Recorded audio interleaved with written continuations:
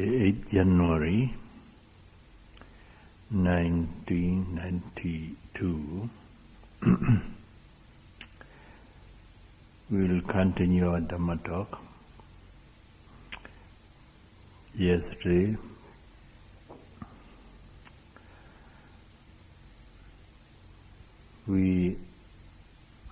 our Dhamma talk is about the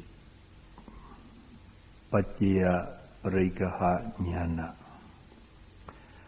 the insight knowledge of a causal relation, or insight knowledge of a cause and effect.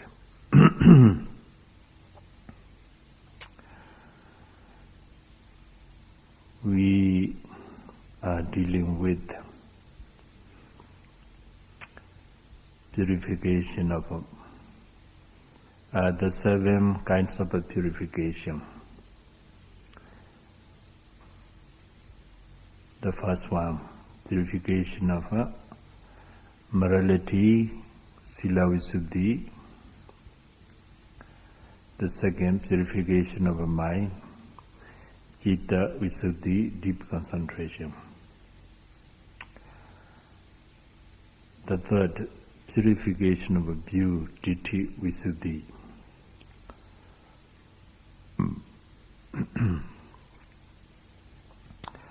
Purification of a mind can be attained through deep concentration. Purification of view is attained through the insight that discerns mental process and physical process.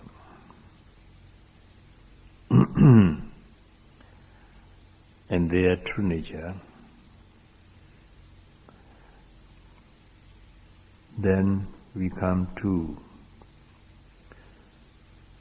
purification overcoming doubts.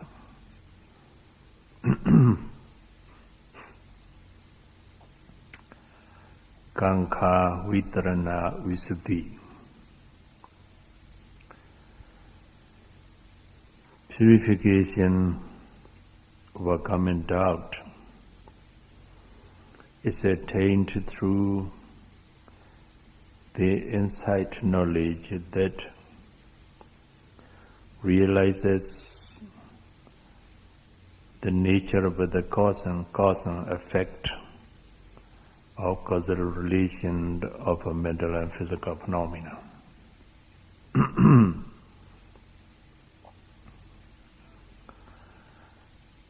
Here, doubt should be overcome. Then, what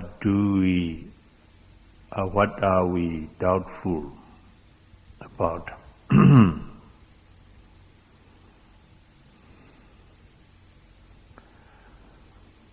We doubt about our existence.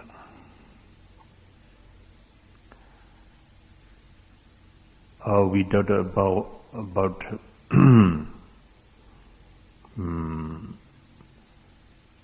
about the absence and presence and absence of a personality, individuality.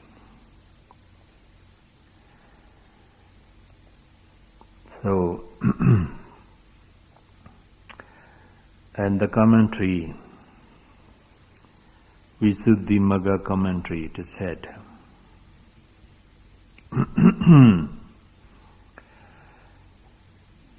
when we do not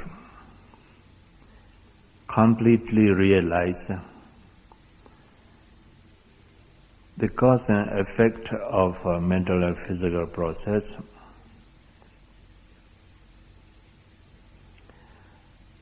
we may have doubt that whether there was I in the past existence, or there was a person in the past existence. or there was an other which is regarded as everlasting entity, and also whether there is I or a person, a being, and everlasting entity, and also whether there will be an I, a person, a being, an everlasting entity. In this way, we may have a doubt about our existence in the past, at present, and the future. Our existence means the existence of a person, a being, in the past, at present, and in the future. When you have realized the cause and effect of a bodily mental phenomena, through realization of a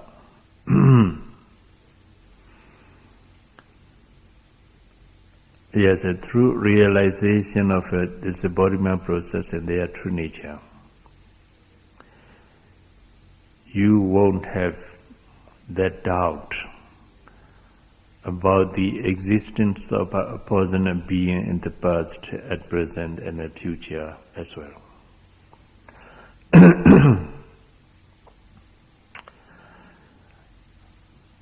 I will clarify it later on.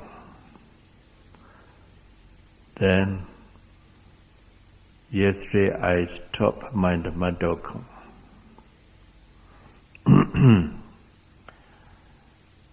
by explaining how a meditator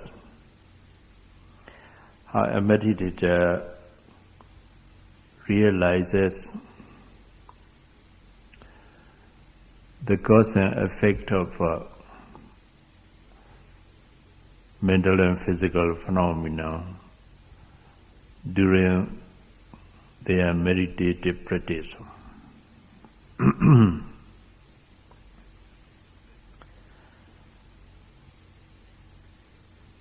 When you are observing the rise and fall of the abdomen,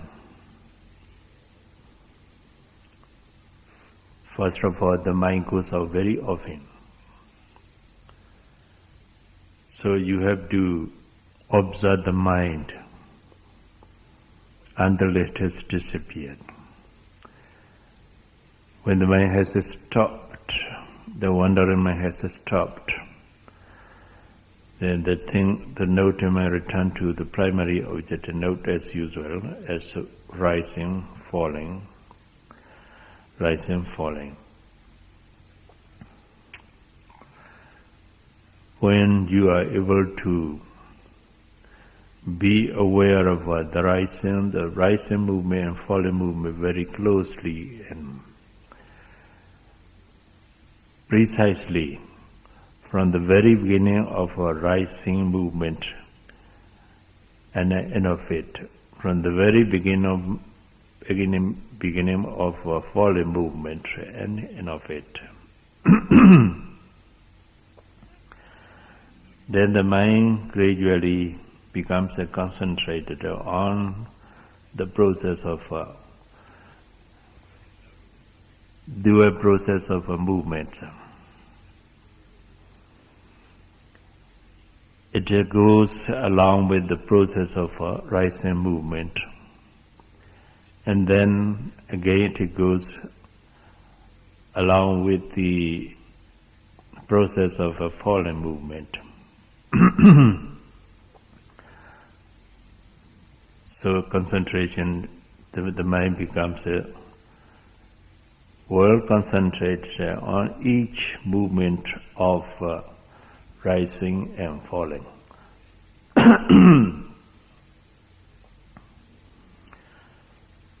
Then when you put steady effort in the noting of this dual process of a rising movement and falling movement,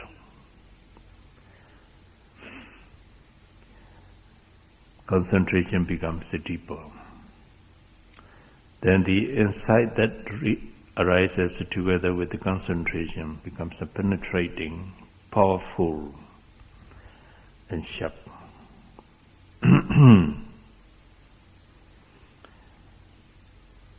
Then you come to realize the rising movement is one process,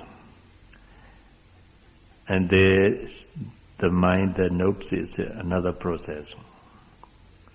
Same way, falling movement is one process, and the mind that notes is another process. And so in this way, you come to differentiate between the physical process and mental process, the object and the subject. That is nama rupa parichira jnana, the insight knowledge that differentiate between nama and rupa, nama mental process, rupa physical process. When you can very clearly see these dual processes, then you don't find the rising process with yourself or with the person of being. You don't identify the noting process, the mind that notes it, with yourself, a person, a being. They are the two separate processes of a mental phenomena and physical phenomena. You rightly understood them.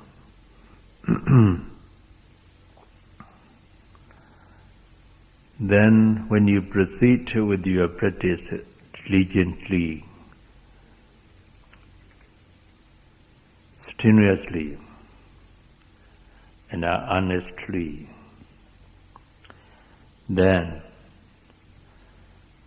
you come to realize,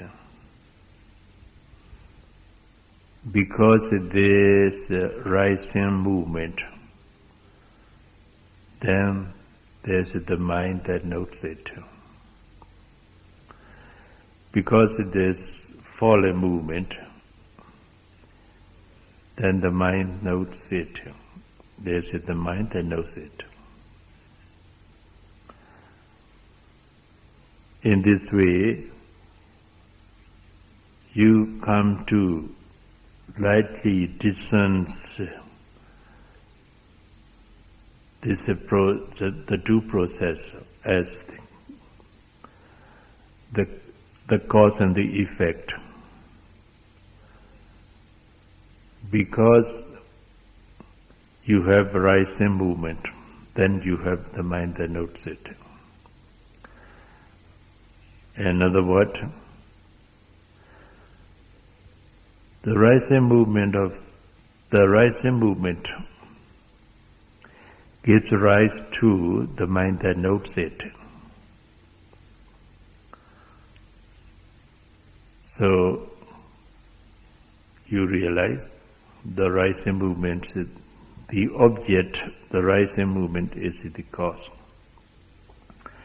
The subject that notes it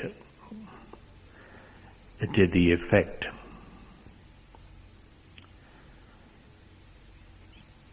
Because there's an object, there's the mind that notes it.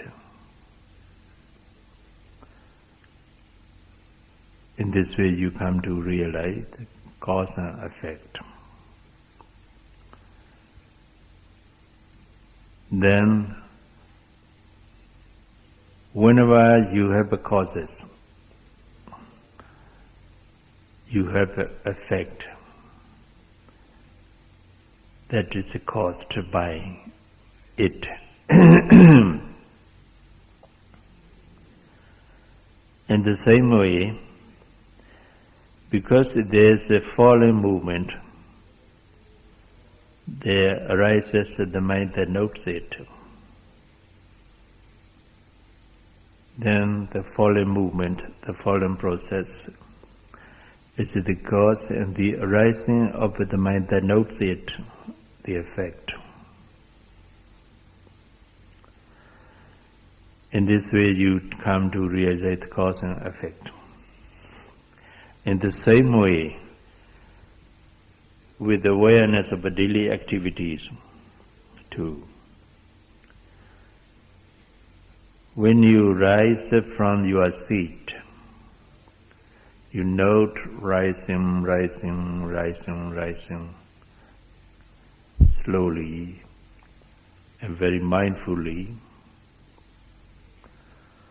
Rising, rising, rising. The process of rising movement is observed very precisely and closely.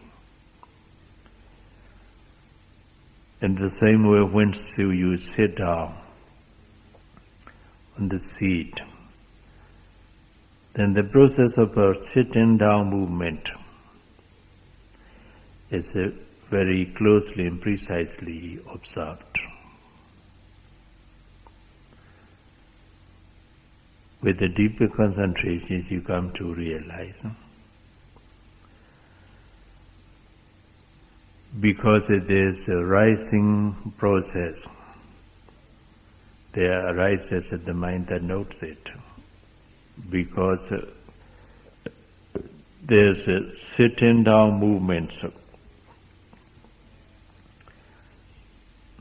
there arises the mind that notes it.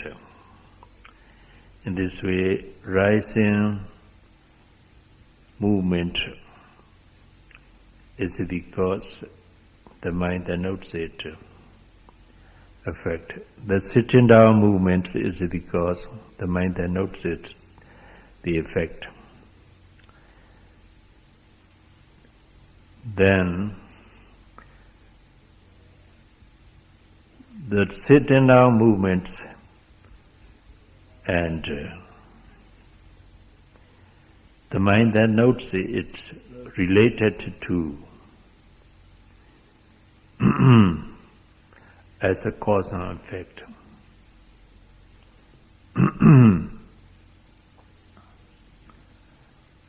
So here you have the insight, knowledge of a cause and effect, or causal relation. When you walk, you have to be aware of the movement of the foot very clearly and precisely and very closely. In the beginning of the practice, the mind goes off in wonders and thinks about something else. Then you have to follow the mind and observe it until it has disappeared. When you do not slow down your stepping, you are not able to observe, to be mindful of actual movement of the foot very precisely. Sometimes the mind stays with the noting. In other words, the mind knows noting, not the actual movement, lifting movement, pushing movement, dropping movement of the foot. When you are aware that your mind knows just noting, then you should put more effort in the noting to be aware of the very movement of the foot. Then you come to realize that the actual movement of the foot, lifting, pushing, putting down, and dropping, touching, and so on. Then you come to realize, you come to differentiate between the two processes of mental and physical phenomena. The lifting movement of the foot is one process. The mind that notes it, another process. In this way, you come to realize the two separate processes of mentality and physicality. That is nama rupa parichira jnana, the insight knowledge.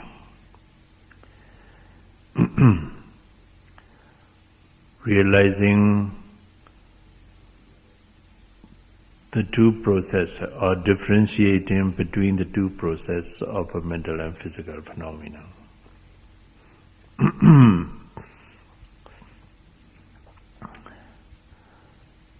Then, with the deeper concentration, you come to realize when the foot is lifted, then the mind that notes it arises. Or there arises that the mind notes it. When the foot is pushed forward, or when there is a movement of a forward or pushing, there arises that the mind that notes it.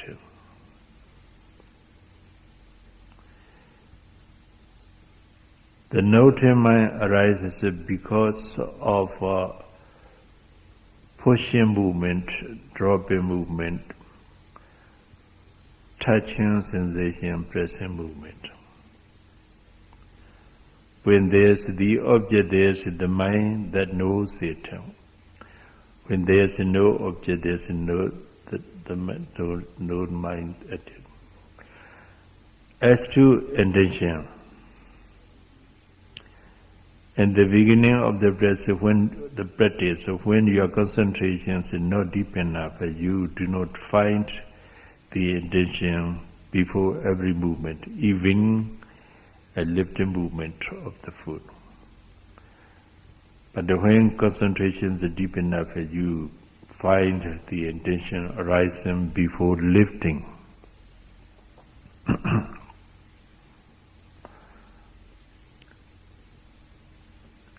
When there is no intention, or when you didn't find the intention, do not find intention yet,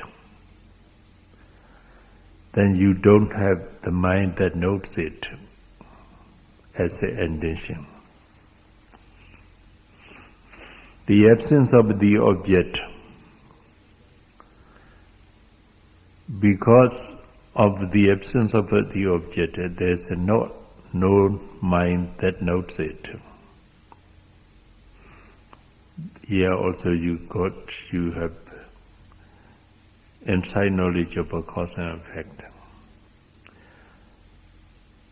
When you easily find the intention before lifting, you note it, intention or intending.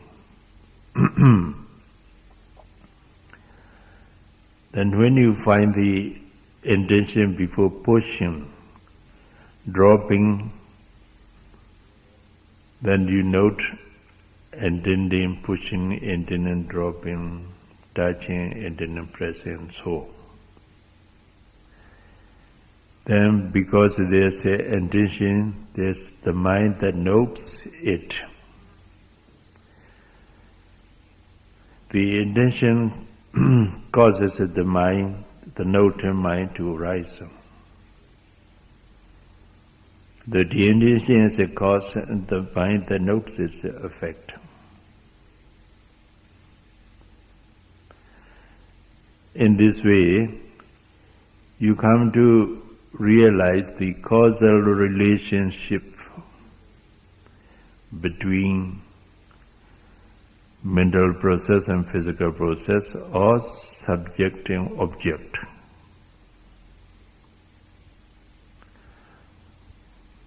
Then again,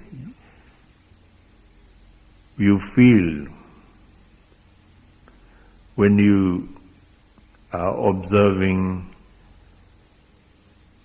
mindful observing of the movement of a lifting, pushing, dropping, and pressing.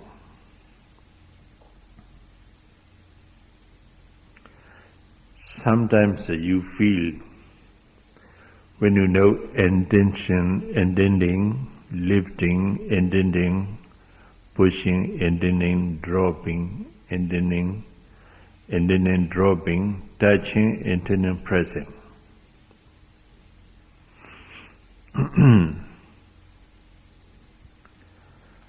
There, sometimes you feel, when you know intending very clearly, then the foot's lifted, or the foot lifts itself. When you know intending, the foot push itself, push forward itself. Then you feel the foot is lifted automatically without anyone to make it lift. Suddenly the foot's lifted. Sometimes when you begin to know it, you feel surprised at the sudden movement of lifting of the foot.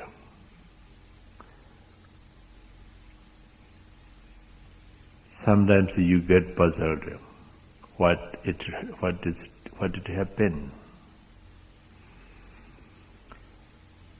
Then again, when you know intending, the foot is pulled forward suddenly. You feel the foot is going automatically. I have not yet pushed it forward. Before I haven't yet pushed it forward, it's pulled by something, or it goes forward automatically. Then when you note intending, then the foot dropped suddenly. At the time also,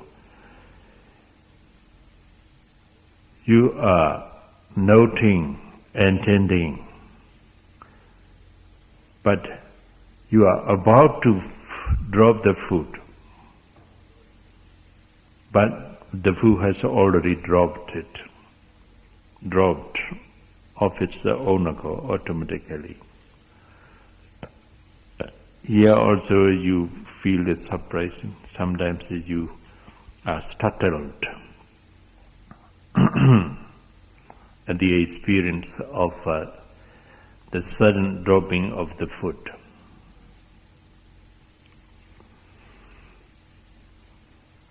Then here you feel the movement of the foot is arising automatically.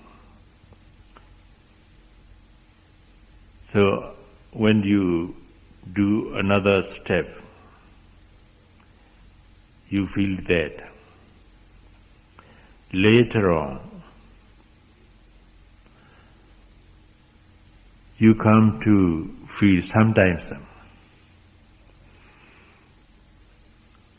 you are like a puppet.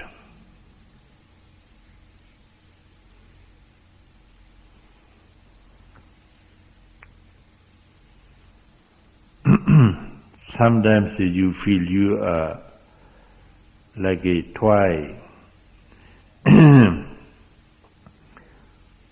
which moves and goes by the power of a string, steel string, a spring.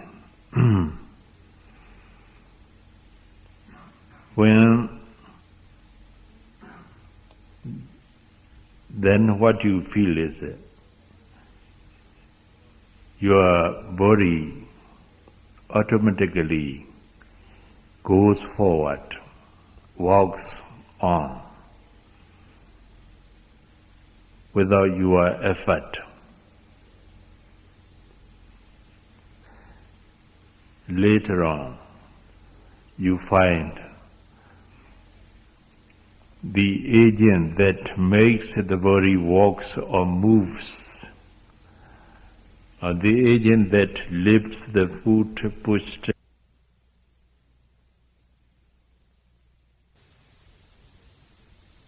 mental states. That intention is Cetana in Pali. This Cetana is normally translated into volition and motive.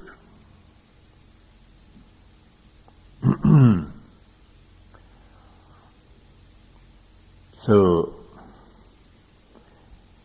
in the walking meditation, when you know intending, lifting, intending, pushing, intending, dropping, touching, intending, pressing, when you feel in the way I mentioned, because of a deep concentration, then later on you find only intention causes the foot lift. In other words, because there's an intention, the foot is lifted.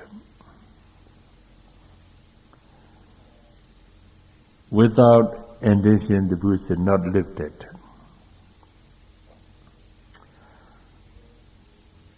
Because there's an intention, the foot is pushed forward. Because there's an intention, the foot is dropped. Because there's an intention, the foot is pressed. In this way, you come to know, say, the entity, the agent that causes the movement of the foot, every movement of the foot. Then you feel you need not lift the foot, you need not push it forward, you need not drop it down, you need not press it. When there's an intention, the foot lifts. When there's an intention, the push pushes forward. When there's an intention, the foot drops. When there's an intention, the foot pressed.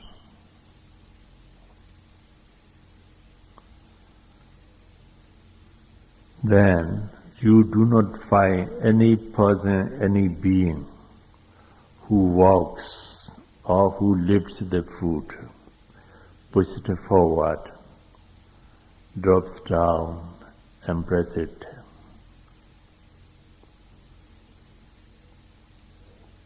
Then in walking or in the process of a movement of the foot one after another,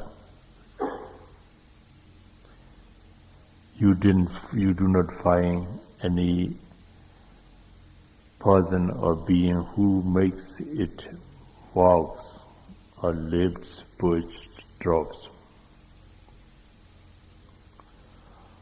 Then what's that which makes the foot lift, pushed, dropped, and pressed? You know that. What's that? Huh? The intention. When I explain you know that.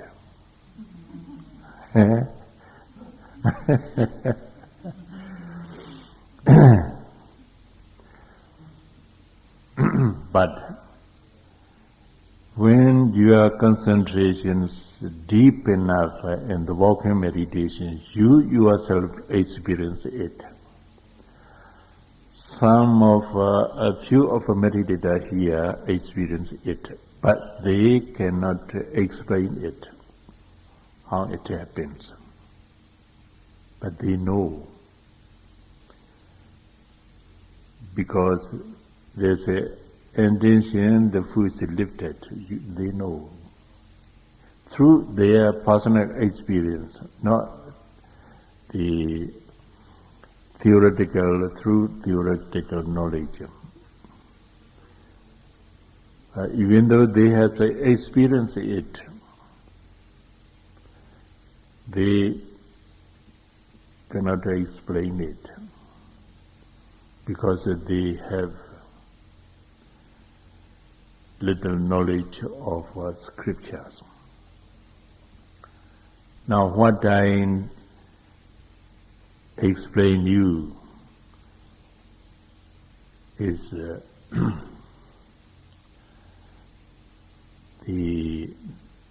the points which scriptural knowledge is mixed with the experience.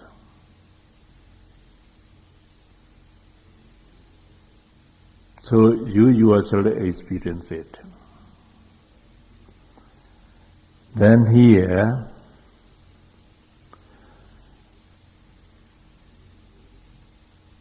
to lift, push, drop and press the foot. What is needed here is just intention. That volition or motive. We call it a cetana. That intention. So when you have the intention to lift the foot, you lift it.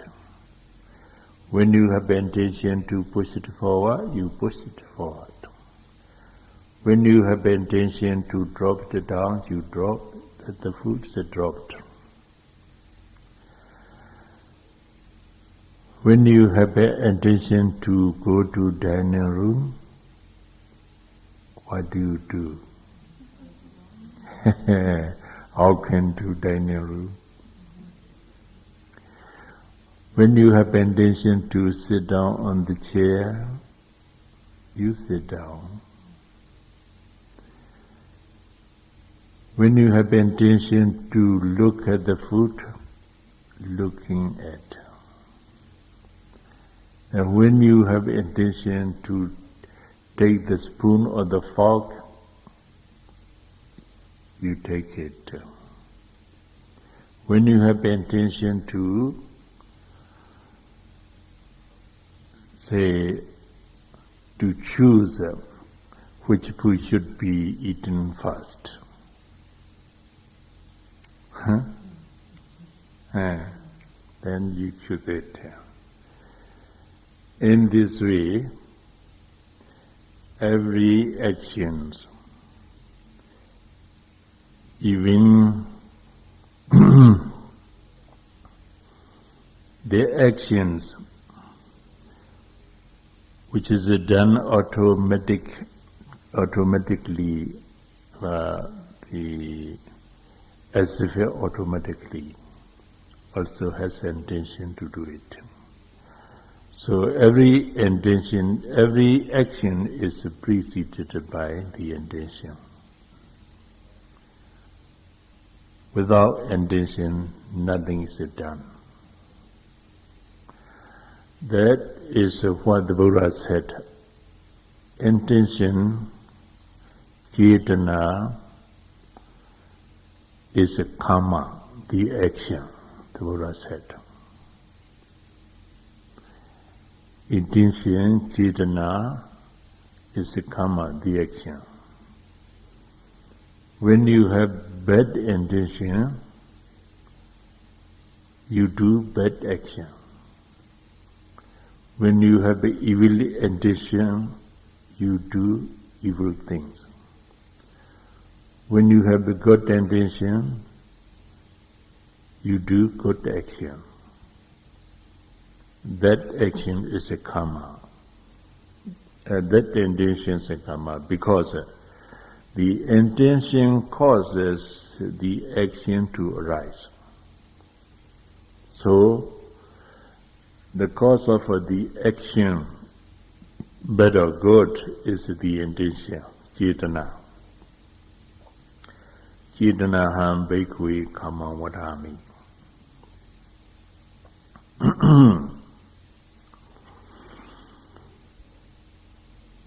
So bad action is caused by bad intention. Good action is caused by good intention. You are now doing good action or bad action. And good. Why? When does this good action arise?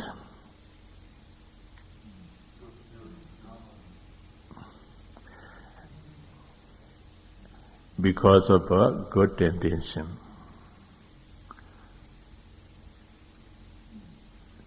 Intention to listen to Dhamma is good or bad?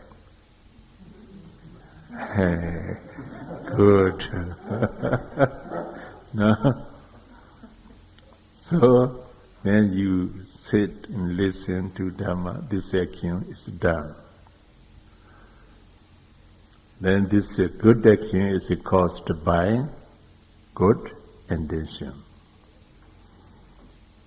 That good intention is called a good karma.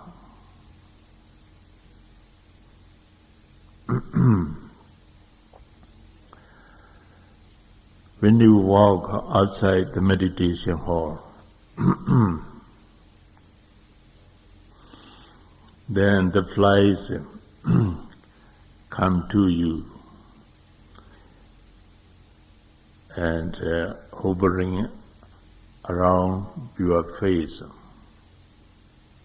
What do you do? Huh?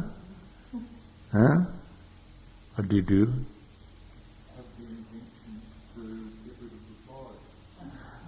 Have an intention to remove the fly. No. Because you are mindfulness meditator. So you must be mindful of it. You must be mindful of it. How could you mindful of it? The hovering of the fly? Yes, sometimes it rests on your face. Then What should you do? Note it. How? Sitting.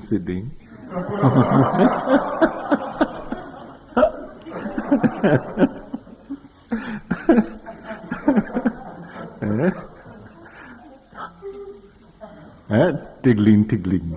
Oh, yes. Tickling. Sometimes itching. Sometimes touching. Huh? Touching. So, but the flying doesn't go away. Then what you do?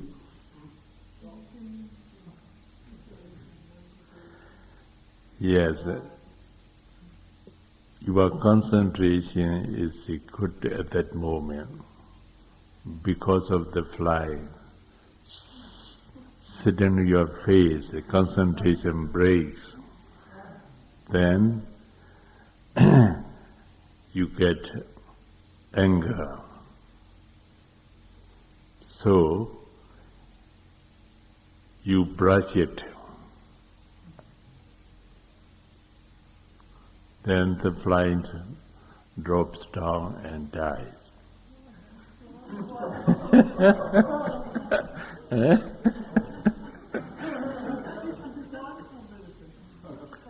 No, when you are angry, you do not do that.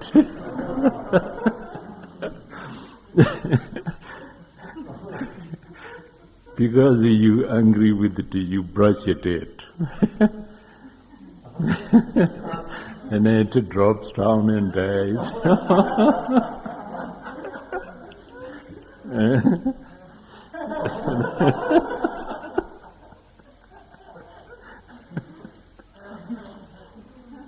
Then, what is it, the karma?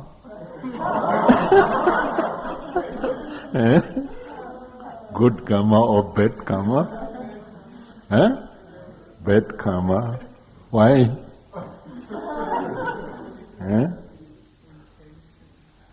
Because the intention is bad.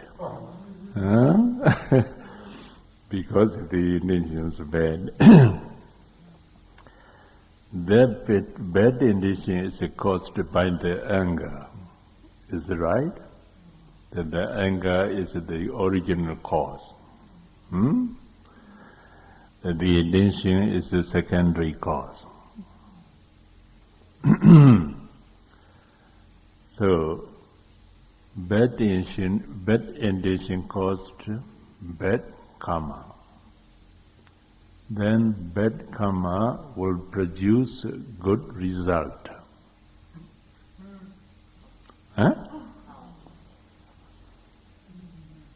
How do you think? Does bad karma produce the good result? No. Bad karma produce bad result. Then you are aware that, the flies died.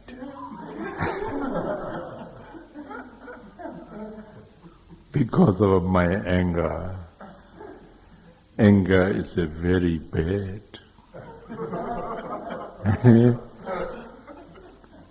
And you are remorseful. Unhappy about it.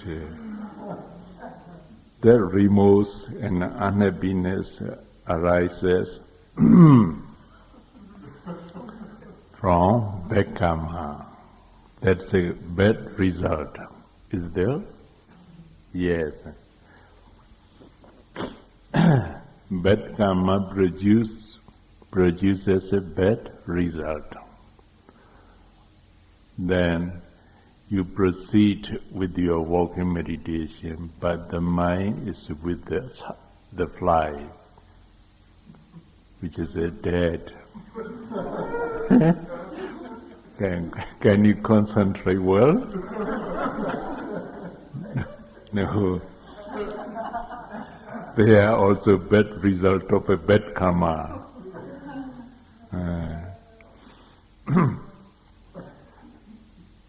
So,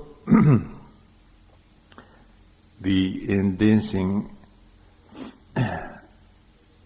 the action, bad or good, is preceded by intention. Without intention, nothing is done. So here also, when you know the intention, then the foot is lifted. When there's intention, then the foot is pushed forward. The movement of lifting is caused by the intention to lift.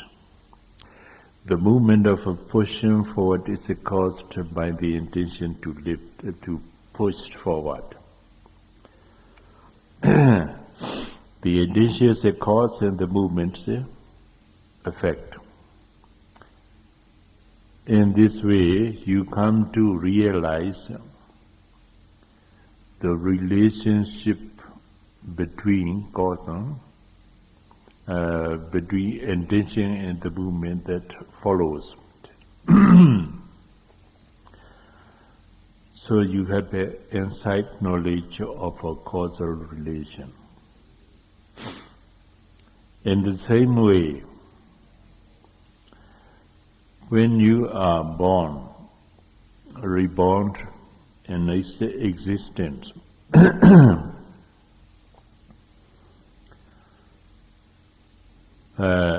yes, when you have completely realized this cause and effect of a mental and physical phenomenon through your personal experience of a Dhamma, or realization of a bodily mental phenomena. Whatever arises has its cause, or everything is conditioned. You come to realize that. Without condition, nothing arises. See, now talking, giving Dhamma talk. Then you hear it. Do you hear it? Then there is a consciousness for hearing. Without consciousness, you can't hear. Is it right? Right?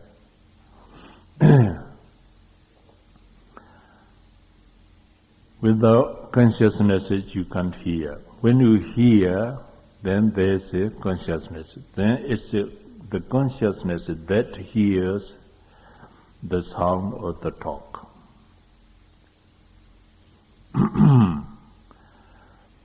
Then that consciousness for hearing, what does it make rise?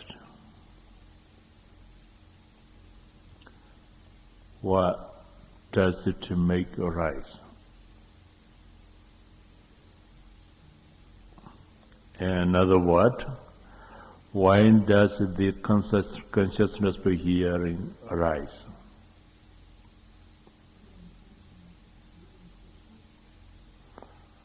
Attention, listen to talk. Yes.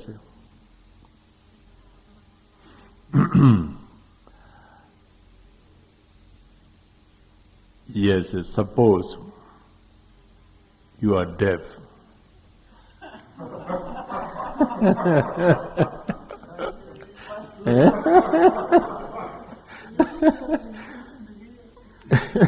You have an intention, could you hear the talk?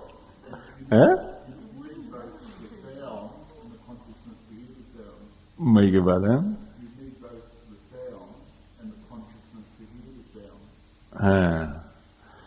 You need what do you need? The sound.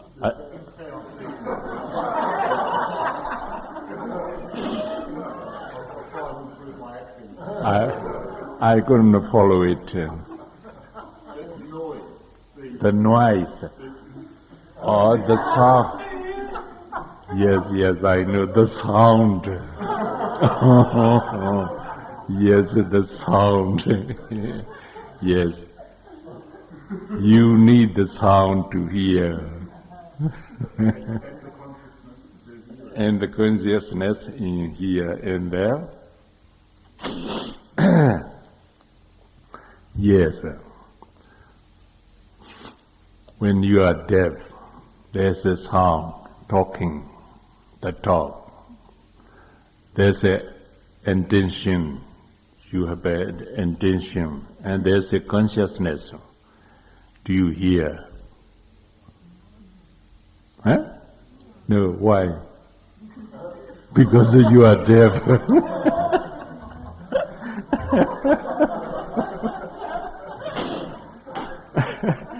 Because you are deaf. Even though you have an intention in the sound, you can't hear it. Huh?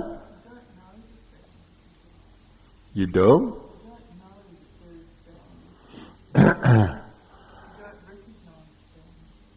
Yes. Even though there's a sound, you don't know there's a sound because you are deaf.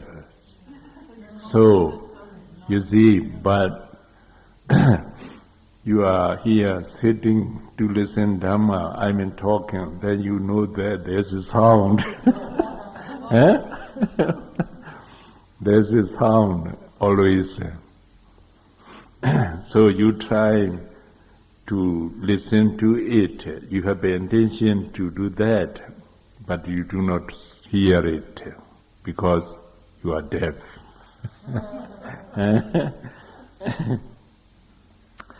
Then to hear, to make the consciousness by hearing arise, you need sound, good ear, not deaf ear. Good ear. And what's it? There's another thing. What do you need? Yes, a consciousness is the result. This is a result. The sound, good ear,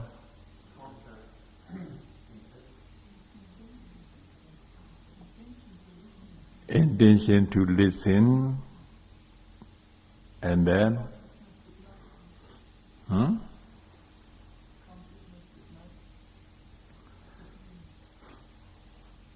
Yes. You forgot one thing. Say, around me, there's a very good glass house. I mean, in the glass house. The roof is glass, the walls is glass. I sit in that glass house. I mean, deliver in Dhamma talk. Do you hear? Do you hear? No. Why? Why?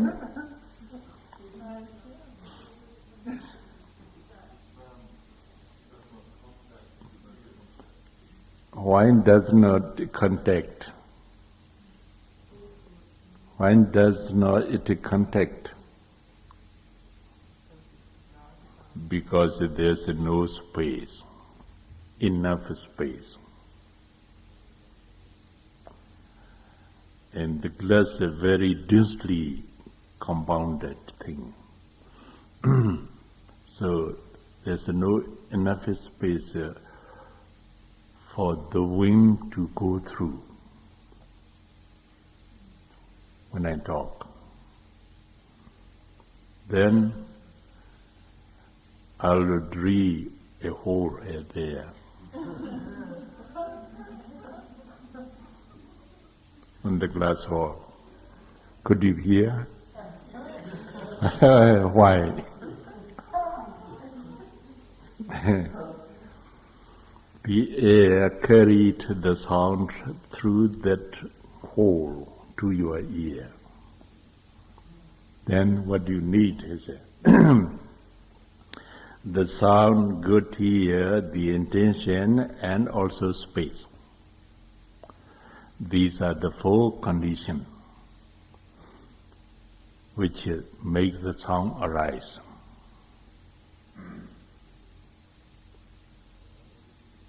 So, everything is conditioned. That is called sankata in Pali. Sankata, conditioned things.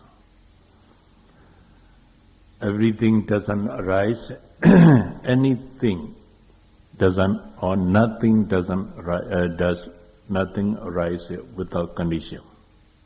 Everything arises through its condition. So, sankata, please remember that word. Very common word for Buddhists. Sankata and asankata. Sankata is a condition to things. Asankata is the thing without condition.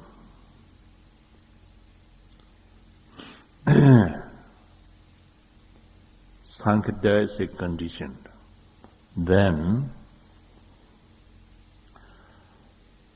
when a thing, a mental process or physical process arises depending on its condition, then it is subject to passing away. In other words, whatever arises is subject to passing away. Is it right? Then whatever arises has its condition. Then conditioned things are arising and passing away. Then unconditioned things does not arise and does not pass away. Asankata is equal to unconditioned things. That is Nibbana, the cessation of suffering. Time's up.